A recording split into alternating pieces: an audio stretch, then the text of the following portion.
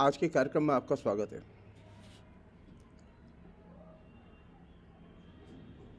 आज फिर हम कुंभ पर बात करेंगे।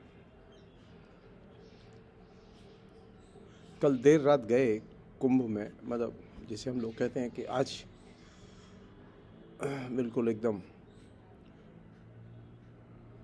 सुबह ही सुबह, जिसे हम लोग प्रातःकाल कहते हैं, उस समय सुबह के पहले, सूर्योदय के पहले कुंभ में दुर्घटना हुई, भगदड़ मची और उसमें अनेक लोग घायल हुए और मरे भी। कितने लोग मरे हैं, कितने लोग घायल हुए हम नहीं जानते लेकिन ये बहुत ही दुखद है।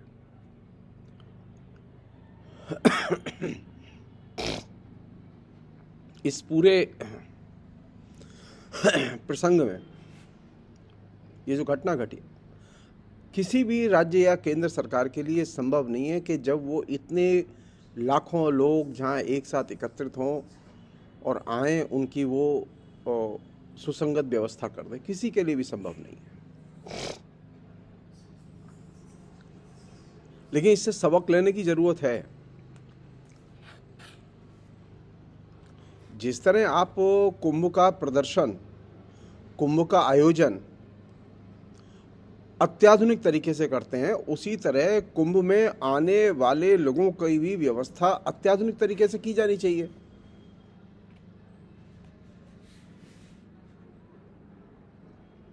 हमें ये ध्यान रखना चाहिए कि हम कितनी व्यवस्था कर सकते हैं।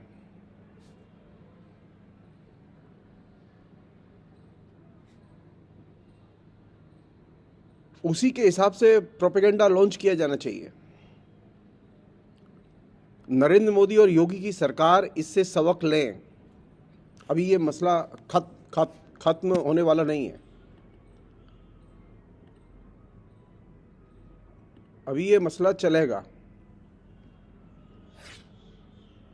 क्यों? क्योंकि कुंभ जो है वो गया नहीं है कहीं। कुंभ है और भी कुंभ चलेगा। तो ये तो एक प्रैक्टिकल चीज है जिस पर कि कायदे से ध्यान दिया जाना चाहिए कि कुंभ के रहते हुए,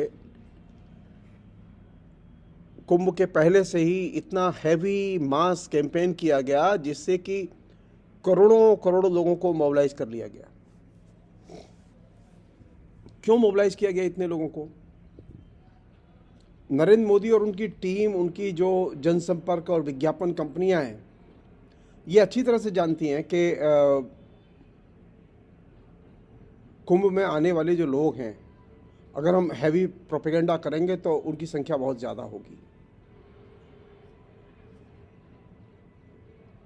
नरेंद्र मोदी जिस तरह से विज्ञापन कंपनियों का प्रोपेगेंडा के लिए इस्तेमाल करते हैं, वो अपने आप में एक बहुत बड़ी चिंता की चीज़ है। ये इसे साधारण ढंग से नहीं लेना चाहिए हमें। नॉर्मली क्या है कि नरेंद्र मोदी इस बात को गंभीरता से नहीं लेते, लेकिन हमें गंभीरता से लेना चाहिए। नरेंद्र मोदी को गंभीरता से लेना चाहिए इस बात को कि कुंभ में या किसी भी मंदिर पर या किसी भी जलसे में बुलाने के लिए हमें सबसे पहले जो चीज़ करनी है वो ये देखें कि कुंभ में कितने लोगों की हम व्यवस्था कर सकते हैं, या जिस मंदिर में हम बुला रहे हैं, जिस तीर्थ पे हम बुला रहे हैं, वहाँ कितने लोगों की व्यवस्था कर सकते हैं। ये तो संभव नहीं है ना कि असंख्य लोग बुला लिए जाएं और इतना हैवी मास प्रोपेगेंडा किया जाए। और हम जानते हैं कि हमारे प्रोपेगेंडा से लोग आंदोलित होते हैं। हमारे प्रोपेगेंडा से जब आंदोलित होते हैं लोग, कनेक्टेड होते हैं, लोग आते हैं, तो हमें इस बात पर ध्यान देना चाहिए कि हम कितना प्रोपेगेंडा करें और कितना न करें।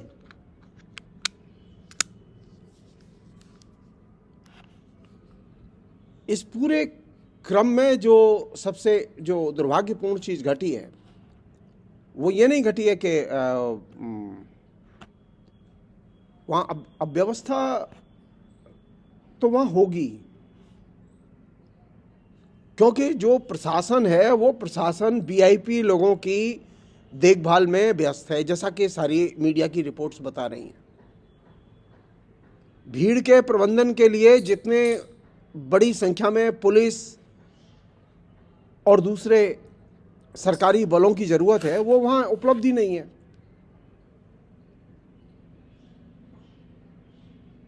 अगर एक साथ एक दिन में अगर 2 करोड़ लोग या 1 करोड़ लोग आते हैं, तो 1 करोड़ लोगों को कंट्रोल करने के लिए पुलिस तो होनी चाहिए।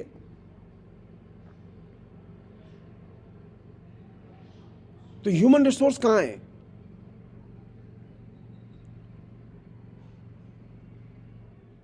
उस ह्यूमन रिसोर्स के को मैनेज करने के लिए जो सुचारू व्यवस्था होनी चाहिए, वो कहाँ है? लगातार लोग परेशान हो रहे हैं कि वहाँ हम लोग कुंभ आए और हमें किसी को 20 किलोमीटर, किसी को 25 किलोमीटर, किसी को 15 किलोमीटर चलना पड़ रहा है। ये तो अपने आप में चिंता की चीज़ है। इस कुंभ के कई सबक हैं।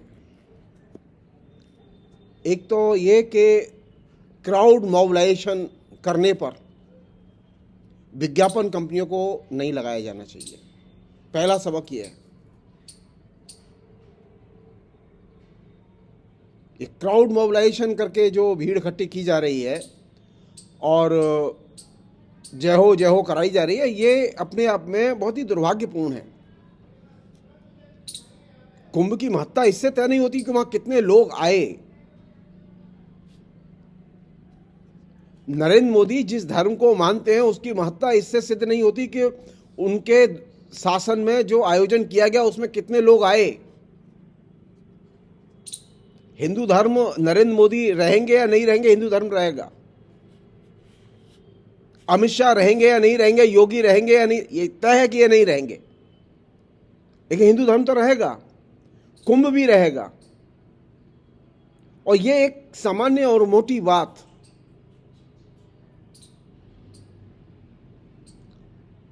नरेंद्र मोदी के और योगी के जेहन में नहीं है।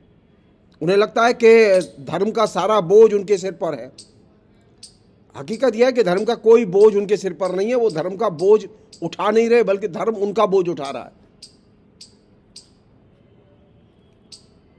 होना तो ये चाहिए था कि नरेंद्र मोदी सब काम छोड़ के कुंभ में डेरा डालते 45 दिन, योगी डेरा डालते, मैनेजमेंट देखते वहां का।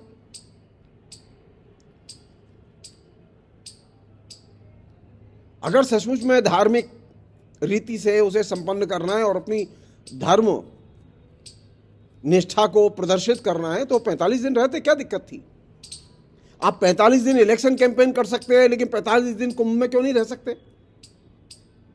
जाहिर है नरेंद्र मोदी और योगी अगर 45 दिन वहां पर रहते तो कुंभ का प्रबंधन कुछ दूसरे ढंग से होता। वीआईपी का इतना जमघट नहीं होता। खाली एक आदेश देने की जरूरत थी कि वीआईपी लोग न जाएं। सवाल यह कि नरेंद्र मोदी ने आदेश क्यों नहीं दिया? क्यों वीआईपी लोग लगातार कुंभ में जा रहे हैं, जिसकी वजह से प्रशासन के हाथ पैर बंधे रहते हैं?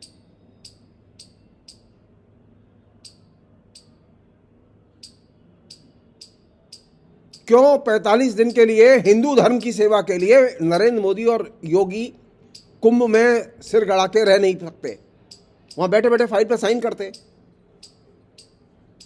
इलेक्शन होता है तो आप 45 दिन क्या 65 दिन घूम लेते हैं। आपको पीएमओ जाने की जरूरत नहीं पड़ती, आपको किसी भी विदेशी मेहमान से मिलने की जरूरत नहीं पड़ती। लेकिन कुंभ है तो आप अब कुंभ को जनता के हवाले छोड़ दो। 70-80 हजार पुलिस कर्मी क्या करेंगे वहां व्यवस्था?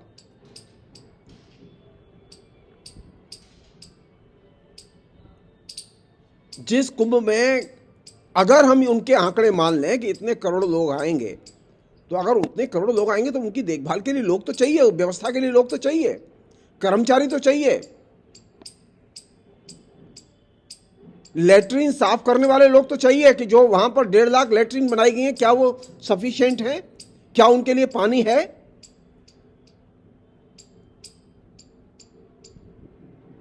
80% से अधिक जो लेटरिन है उनमें पानी नहीं है।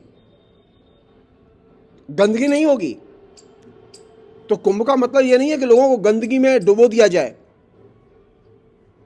कुंभ का मतलब यह नहीं है कि अगर हम जिम्मेदारी लेते हैं तो हम जाएंगे नहीं, हम खाली फोटो सेशन के लिए जाएंगे। नरेंद्र मोदी यही करते कि अमित शाह को भेज देते कि अमित शाह आप 45 दिन वहां रहिए, मैं दिल्ली देखता हूं। योगी से कहते आप मुख्यमंत्री हैं, आप वहां रहिए, उप मुख्यमंत्री जो है वो लखनऊ में देख लेंगे।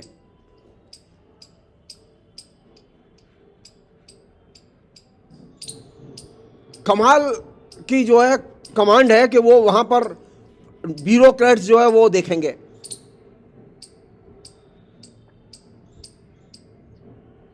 इससे सिर्फ ये पता चलता है कि हिंदू धर्म और उसके जो आयोजन है कुंभ, जबकि हिंदू धर्म का आयोजन नहीं है, वो तो एक सांस्कृतिक आयोजन है,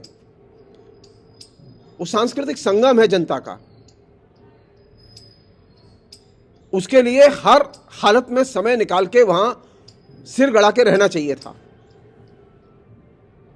और नहीं रह सकते तो वहां अपने तरफ से किसी वरिष्ठ कैबिनेट मिनिस्टर को वहां रखा जाना चाहिए था, जो सारी कमांड उसके हाथ में होती। कमांड होगी ब्यूरोक्रेट्स के हाथ में, तो जाहिर है ब्यूरोक्रेसी तो अपने तरीके से काम करेगी। मरे मर जाएं लोग, कुछ न कुछ कुचल जाएं लोग, घायल हो जाएं लोग, उन्हें क्या लेना देना। लोगों को जाने आने में परेशानी हो रही है, उन्हें इससे क्या लेना देना। नरेंद्र मोदी से स्वयं यह प्रश्न किया जाना चाहिए, योगी से प्रश्न किया जाना चाहिए कि अगर उनको 30 किलोमीटर चल के कुंभ में स्नान करने जाना और आना पड़े तो क्या वो शारीरिक तौर पर सक्षम है? वो कभी क्यों नहीं सोचते कि 50 साल के ऊपर के लोग जो हैं वो शारीरिक तौर पर कष्ट में रहते हैं और उनके लिए इतना चलना संभव नहीं है।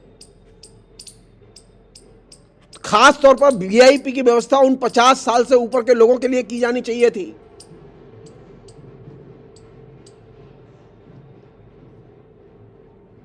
लेकिन आपने तो व्यवस्था नहीं की, बल्कि ऊपर से कॉल दे रहे हैं वहां सन्यासी आके और आओ और आओ। अरे आप ये कॉल क्यों नहीं दे सकते कि भाई अब कुंभ में ना आए लोग, बहुत लोग आगे, हम व्यवस्था करने में परेशानी हो रही है। ये कौन सा तरीका है कि हम जो है कोई जिम्मेदारी नहीं लेंगे, जनता को बस आंदोलित करते रहेंगे, जनता की अज्ञानता का फायदा उठाते रहेंगे और उसे भीड़ की तरह कहेंगे आओ कुंभ में, आओ कुंभ में, और कुंभ में कोई व्यवस्था नहीं होगी।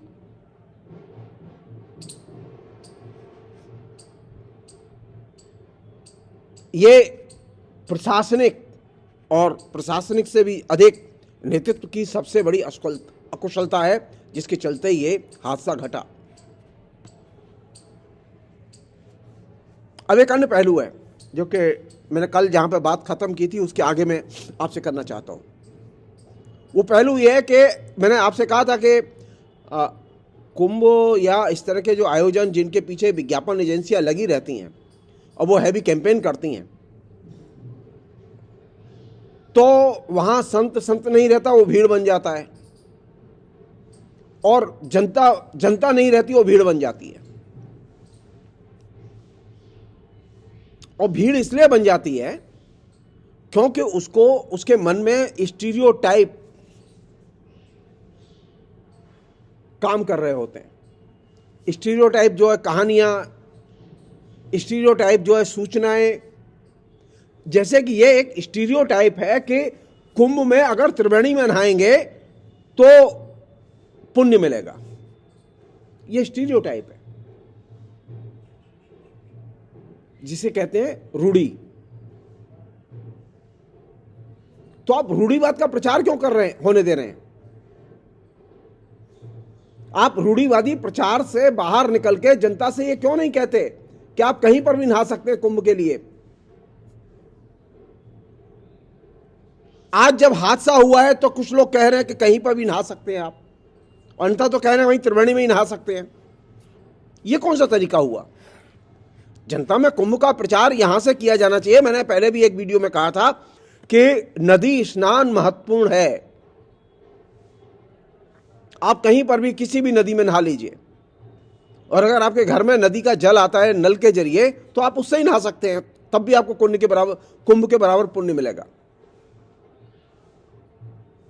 तो हमारा जो मन है, ये सन्यासियों का जो मन है, जो संत महंत आते हैं वहां, उनका जो मन है, ये जो नेता जो वहां जा रहे हैं दौड़ दौड़ के डुबकी लगाने के लिए, उनका जो चेतन और अवचेतन मन है वो किससे प्रभावित है? स्टीरियोटाइप से।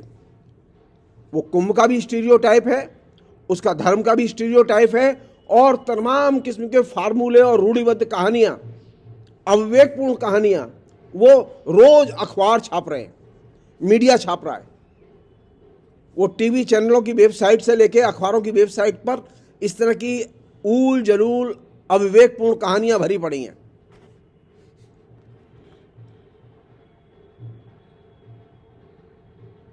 जाहिर है कि इस तरह की चीजें लोगों के अंदर कुंभ के प्रति आकर्षण तो पैदा करती हैं और जनता की विवेक बुद्धि को नष्ट कर देती हैं।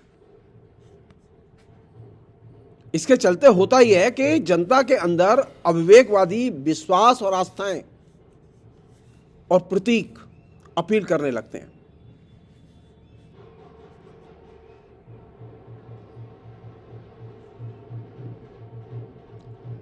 चूंकि अब हम मोबाइल के युग में रहते हैं, हर आदमी के पास मोबाइल है, हर आदमी किसी न किसी रूप में इंटरनेट का इस्तेमाल करता है। तो ये जो मोबाइल के युग में जो आदमी है, ये सेलुलर ऑटोमेशन के जरिए जो रसायन हमारे दिमाग में तैयार हो रहा है, इन तमाम रूढ़ियों का, प्रतीकों का, अविवेकवादी आस्था और मान्यताओं का, अविवेकवादी जो नैरेटिव है, कहानियां हैं, उनका,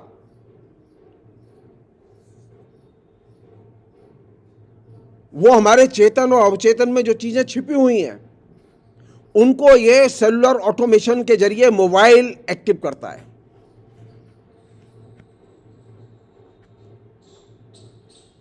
अचानक जो आदमी कभी अपने शहर में कभी नदी स्नान करने नहीं गया, वो अचानक कुंभ स्नान के लिए व्याकुल हो गया।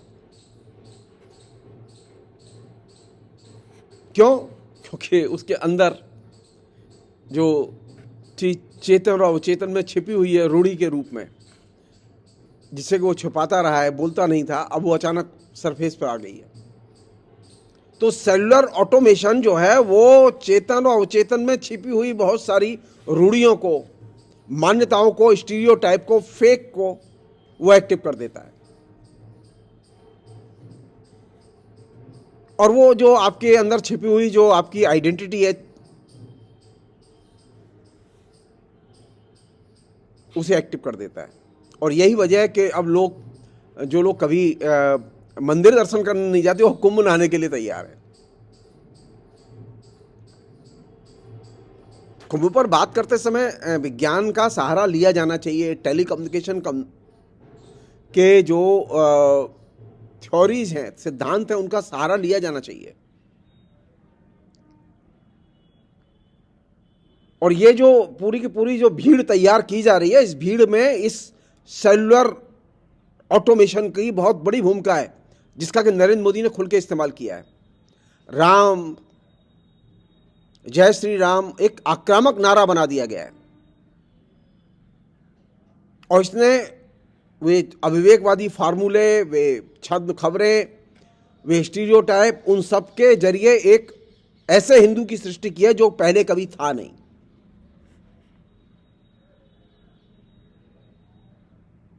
और इस हिंदू को फीड करने के लिए व्हाट्सएप से कॉन्स्टेंटली मैसेजिंग और दूसरे तरीकों से लगातार मैसेजिंग वो आती रहती है। और ये मैसेजिंग ने उसे एक खास किस्म की पारिभाषिक शब्दावली के लिए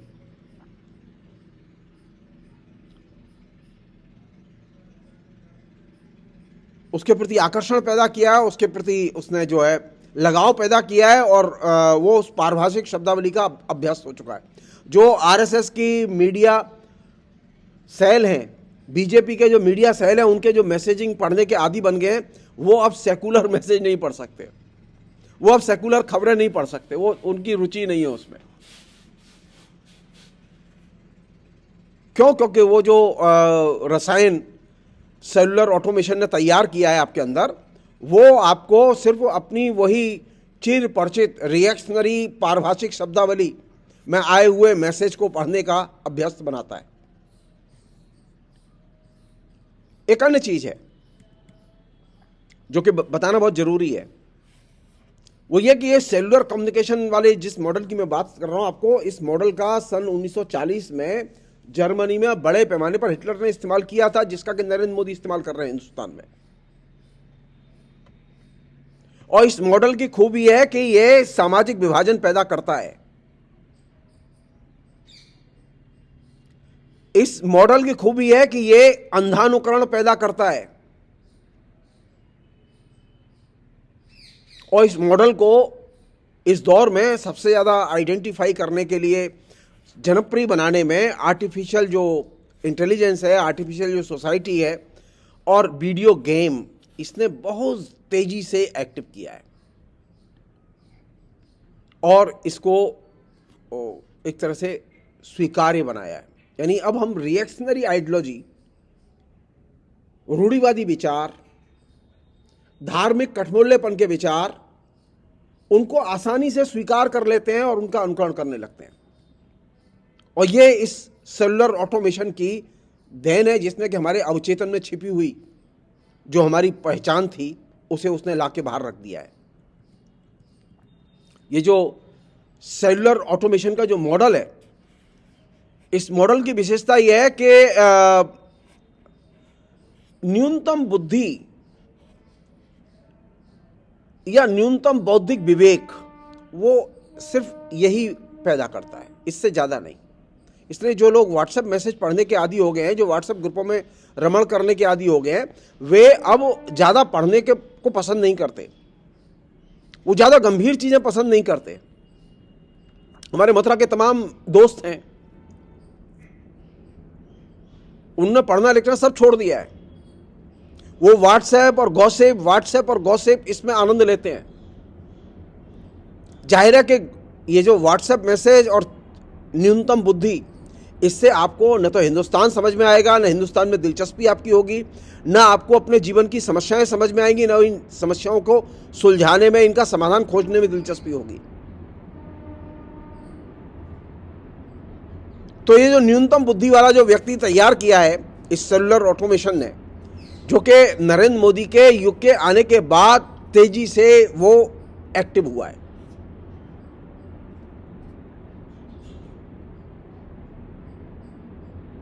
उसने एक ऐसी भीड़ तैयार की है जो किसी भी समस्या का समाधान नहीं देखना चाहती, उस पर विचार नहीं करना चाहती, बल्कि उस भीड़ का मानना है समस्या तो है ही नहीं। अब आप यहां से सोचिए, लोग कुंभ के लिए जा रहे हैं, वो जानते हैं कि वहां हजारों लाखों लोग होंगे। सरकार और प्रोपेगेंडा मीडिया बार बार कह रहा है 40 करोड़ के करीब लोग आएंगे, इसके बावजूद लोग जा रहे हैं। वे सोचने के लिए तैयार नहीं है कि वहां जाएंगे तो सामान कहां रखेंगे, सामान कैसे ढोएंगे, चल पाएंगे कि नहीं चल पाएंगे, वहां लेटरिन मिलेगी कि नहीं मिलेगी, पेशाब करने के लिए जगह मिलेगी कि नहीं मिलेगी, ये सब सोचने के लिए तैयार नहीं है। क्योंकि उनका मानना है कुंभ में तो समस्या है ही नहीं। उनका मानना है कि मोदी के शासन में, योगी के शासन में तो कोई समस्या है ही नहीं, बेरोजगारी उनके लिए कोई समस्या नहीं है, महंगाई कोई समस्या नहीं है। क्योंकि ये जो सेलुलर ऑटोमेशन से संचालित जो बुद्धि है, जो हिंदू मन, हिंदू पॉलिटिक्स और हिंदू राष्ट्र की एक तरह से संचालक शक्ति है, वो न्यूनतम बौद्धिक विवेक से और सेलुलर ऑटोमेशन से वो आम जनता को भीड़ में तब्दील कर रही है।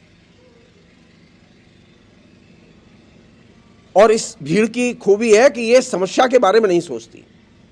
जब आप देश में इतनी तबाही मची हुई है, लोग बड़े पैमाने पर बेरोजगार हो गए हैं, पूरी शिक्षा व्यवस्था चौपट कर दी गई है, अर्थव्यवस्था चौपट पड़ी है, इस पर वे सोचने के लिए तैयार नहीं है, तो आप सोच रहे हैं कि वे कुंभ में क्या समस्या होगी ये सोचेंगे? कभी नहीं सोचेंगे। तो कुंभ में जाने वाले लोग ये सोच ही नहीं रहे कि कुंभ में जाएंगे तो समस्या होगी कि नहीं होगी। उनका मानना है कि समस्या होती ही नहीं है, या ये कह सकते हैं कि वे समस्या के बारे में सोचना ही बंद कर देते हैं। और यही उस भीड़ की सबसे बड़ी खूबी है, जिसका कि नरेंद्र मोदी और उनका जो गिरोह है वो उसका फायदा उठा रहा है। एक और चीज है, वो ये कि जो ही आप सेलुलर ऑटोमेशन से संचालित होते हैं या सेलुलर कम्युनिकेशन के मॉडल का हिस्सा बनते हैं, जो कि मोबाइल उसका एक बहुत महत्वपूर्ण इंस्ट्रूमेंट है, तो वो हमेशा आपको इंस्टिंक्टिवली सहजजात समृद्धियों के तहत आपको एक्टिव रखता है और हर चीज आप बड़े इंपल्सिव ढंग से आप अपनी राय व्यक्त करते हैं। किसी भी विषय पर धैर्य के साथ सोचने की, विचार करने की आपके अंदर इच्छा नहीं होती। किसी भी विषय को गहराई में जाकर जानने की, समझने की इच्छा नहीं होती। हमारे तमाम जो दोस्त हैं वो आजकल हल्की फुल्की बातों में मजा लेते हैं, उन्हें हल्की फुल्की बातें चाहिए, गंभीर बातों में कोई रुचि नहीं है उनकी, और वो इसी को अपनी एक इंटेलेक्चुअल एक्टिविटीज मानते हैं कि वो हल्की फुल्की बातें करते हैं। क्यों? क्योंकि वे गहराई में जाकर सोचने में असमर्थ होते हैं। जो सेलुलर कम्युनिकेशन मॉडल में जो जी रहे हैं, उनकी चीजों को गहराई में जाकर देखने की शक्ति ही खत्म हो जाती है। और यही वह जगह है जहां से कि नरेंद्र मोदी और योगी उनका इमोशनली मिसयूज कर रहे हैं, और इसके लिए वे झूठे बयान, झूठी रिपोर्ट, मतलब अगर कोई घटना आती है तो अगर आप जानना चाहें तो वो उस पर आपको कंफ्यूज करने के लिए वो झूठे बयानों का एक तरह अंबार लगा देते हैं, झूठी रिपोर्ट लाने शुरू कर देते हैं और झूठे न्याय का नाटक भी करते हैं। और इसके कारण जो चीज पैदा हो रही है वो है फेक लोकतंत्र, फेक धर्म, फेक कुंभ। हर चीज में मैनिपुलेशन, कुंभ में मैनिपुलेशन, धर्म में मैनिपुलेशन, लोकतंत्र में मैनिपुलेशन, सरकार के फैसलों में मैनिपुलेशन, वक्फ बोर्ड के संबंध में लाए गए बिल के संदर्भ में मैनिपुलेशन, और हर चीज को गौरवान्वित, महिमा मंडित करने की आदत, और इस क्रम में फेक को भी, मैनिपुलेशन को भी, लोकतंत्र को भी फेक बनाने और मैनिपुलेट करने की आदत, ये एक कॉमन चीज हो जाती है जो कि इन दिनों दिखाई दे रही है। ये जो पूरी की पूरी जो सेलुलर कम्युनिकेशन का जो मॉडल जो नरेंद्र मोदी ने चुना, जो कि कुंभ तक चला आया है, अब इसने 5 महत्वपूर्ण चीजें आपके जहन में उतार दी हैं। एक तो यह है कि भारत तकनीकी संपन्न भारत है। दूसरा यह कि ये जो भारत है इसमें जो लोग कानून तोड़ते हैं उनका तुम सम्मान किया करो।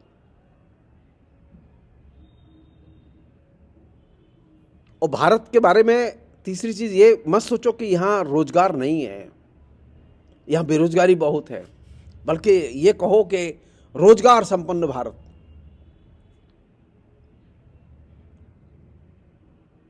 भारत में चप्पे चप्पे पर करप्शन है, हर स्तर पर करप्शन है। करप्शन की पराकाष्ठा यह है कि बीजेपी में भी अब कोई पदाधिकारी चुना जाएगा तो वो अगर पैसे दे तो चुना जाएगा, लेकिन कहो यही कि करप्शन रहित भारत। और 5वीं चीज जो लोगों के जहन में उतार दी गई है वो ये विपक्ष रहित भारत। और अब 6ठी चीज जो उतार दी गई है वो ये कि कुंभ में जो उसकी बहुसांस्कृतिकता थी, जो उसकी बहुलता थी, जो उसके अंदर जो सत्य के प्रति निष्ठा थी, जो उसके अंदर धर्म के प्रति निष्ठा थी, उस सबको निकाल के बाहर करके कुंभ की जगह एक फेक कुंभ निर्मित कर दिया गया। और यह वैसा कुंभ है जो कि विज्ञापन कंपनियों ने तैयार किया है, प्रोपेगेंडा ने तैयार किया है। और जो प्रोपेगेंडा में दिख रहा है, कहा जा रहा है वही धर्म है और उसी पर विश्वास करो, वही कुंभ है उसी पर विश्वास करो। जो रियल कुंभ है, जो शास्त्रों में लिखा है, उस पर विश्वास मत करो।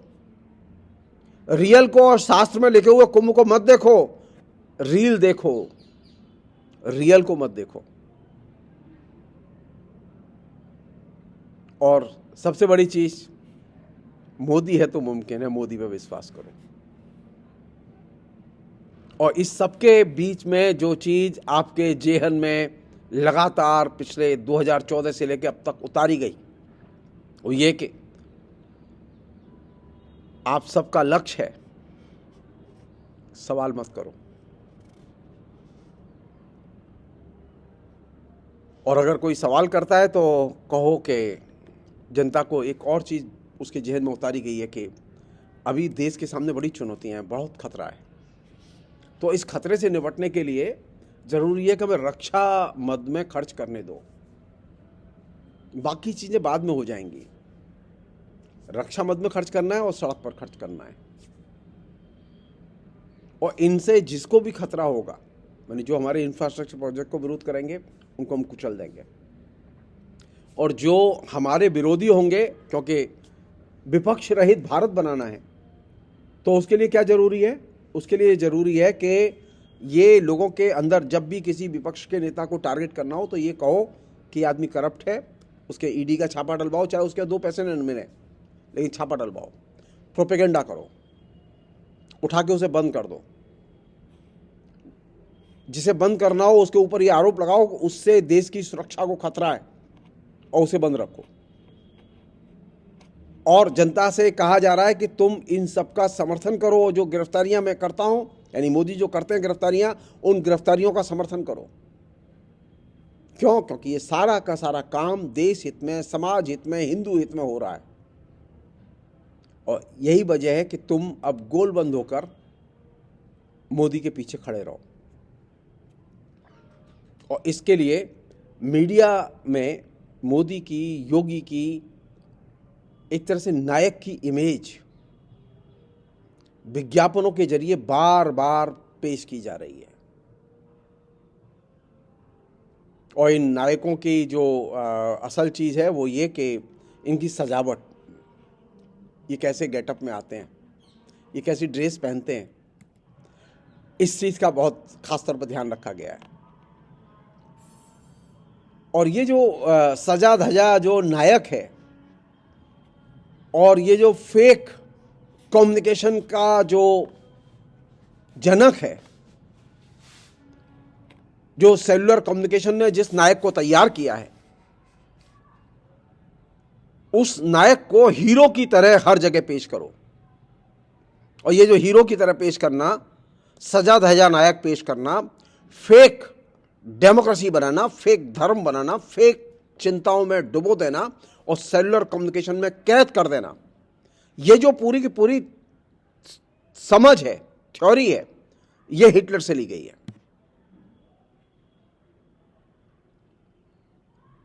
एक अन्य चीज जिस पर कि कायदे से ध्यान देने की जरूरत है, और आखिरी बात वो ये कि अगर ये लोग हीरो हैं तो आप उठा के देखिए रिकॉर्ड, बीजेपी के कितने टॉप लीडर फ्रीडम मूवमेंट में जेल गए, उनके पूर्वज कितने जेल गए, डेमोक्रेसी पर हमले होने पर कितने लोग जेल गए, जनता की जो समस्याएं, मजदूरों की, किसानों की, उन समस्याओं को लड़ते हुए कितने लोगों ने कुर्बानी दी, आतंकवादियों के हाथों कितने बीजेपी के नेता मारे गए, तो पता तो चले कैसे हीरो हैं। ये ऐसे हीरो हैं जिन्होंने कभी कोई कुर्बानी नहीं दी।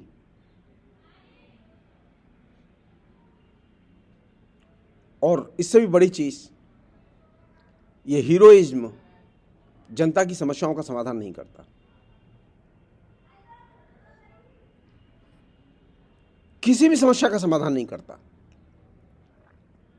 लोगों को पूरा महीना खत्म हो गया, लोगों को राशन नहीं मिला है मथुरा में अनेक जगहों पर।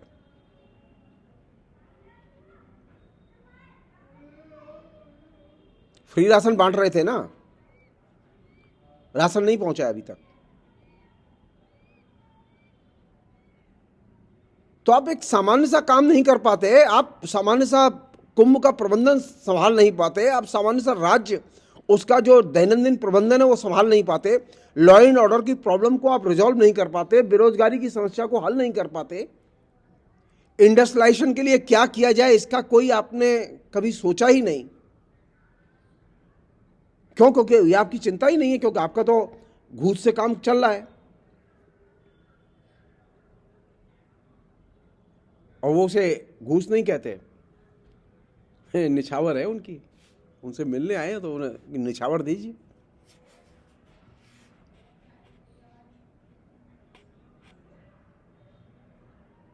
तो ये जो सेलुलर कम्युनिकेशन में बंधा हुआ जो पूरा का पूरा कुंभ, मोदी, योगी, हिंदू समाज, वो सिर्फ ऐसी भीड़ तैयार कर रहा है जो ये मानती है कि कुंभ में तो कोई समस्या ही नहीं है।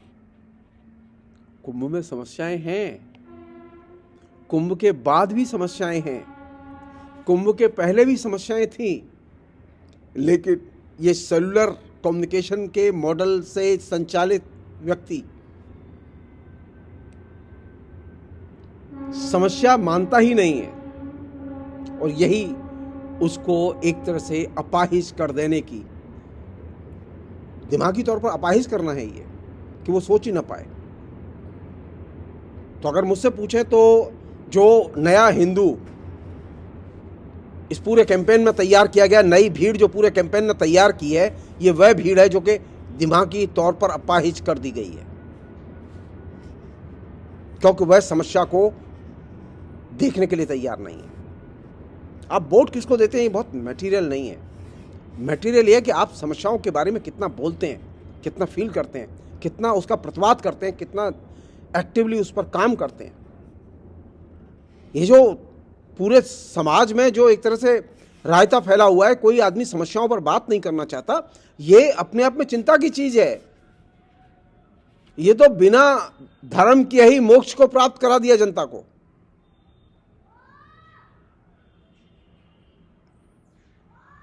ये तो श्रेय जाता है नरेंद्र मोदी को कि जनता को दिमागी तौर पर उन्होंने अपाहिज कर दिया। और दिमागी तौर पर अपाहिज करना, दिमागी तौर पर सोचने से वंचित करना, जनता के जहन में ये बिठाना कि कोई समस्या नहीं है, ये असाधारण उपलब्धि है। इसका क्या समाधान होगा मैं नहीं जानता, आपको सोचना होगा। और उसकी पहली शर्त है कि आप जो भी काम करते हो या बेरोजगार हो, तो आप सोचिए आप बेरोजगार क्यों हैं, और जो काम करते हैं उस काम में दिक्कत क्या है। हमने दिक्कतों के बारे में, समस्याओं के बारे में आपस में मित्रों से, दोस्तों से, नातेदारों से, रिश्तेदारों से, पास के, पड़ोस के, गली के, मोहल्ले के लोगों से बातें करनी बंद कर दी हैं। हम एकदम अकेले हो गए हैं, और ये जो अकेलापन है इसका सबसे अधिक दुरुपयोग सेलुलर कम्युनिकेशन के जरिए किया जा रहा है, और व्यक्ति को और ज़्यादा निस्संग, और ज़्यादा अकेला, और ज़्यादा हताश और निराश और पराजित भाव में पहुंचा दिया गया है। इससे लोकतंत्र की और राष्ट्र की बहुत बड़ी क्षति हुई है। आप कुंभ में नहाइए, लेकिन सोचिए आपके पास क्या है। पहले लोग कुंभ में कम नहाते थे, लेकिन उनके पास बहुत कुछ था। वो देश के बारे में सोचते थे, उनके पास में देश की चिंताएं थीं। वे मंदिर के बारे में सोचते थे, देवालय के बारे में सोचते थे, वो मस्जिद के बारे में सोचते थे, गिरजाघर के बारे में सोचते थे, लोगों के समाज के में रोजगार और आंदोलनों के बारे में सोचते थे। आपकी स्थिति तो इतनी बदतर है कि आप किसी के बारे में सोचते ही नहीं है।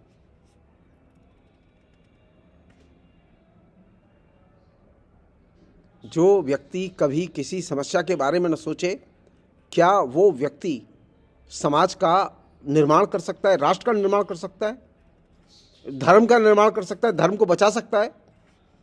नहीं। धर्म को बचाने के लिए भी व्यक्ति के पास में विवेक और धर्म की समस्याओं की समझ होनी चाहिए। राष्ट्र को बचाने के लिए, राष्ट्र को पैरों पर खड़ा करने के लिए राष्ट्र की समस्याओं की समझ होनी चाहिए।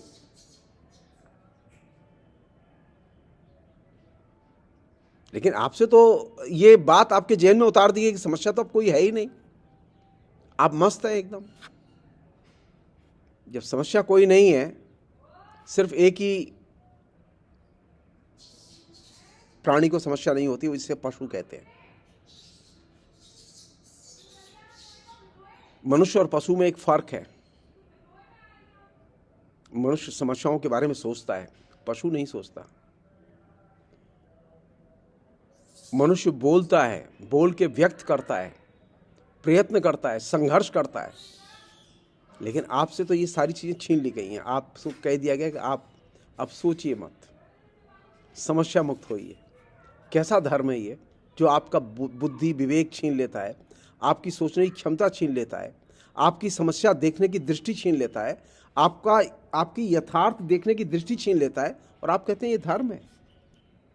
नहीं, ये धर्म नहीं है, ये फासिज्म है। इसका धर्म से कोई संबंध नहीं है। फिलहाल इतना ही। बहुत बहुत शुक्रिया। Thank you.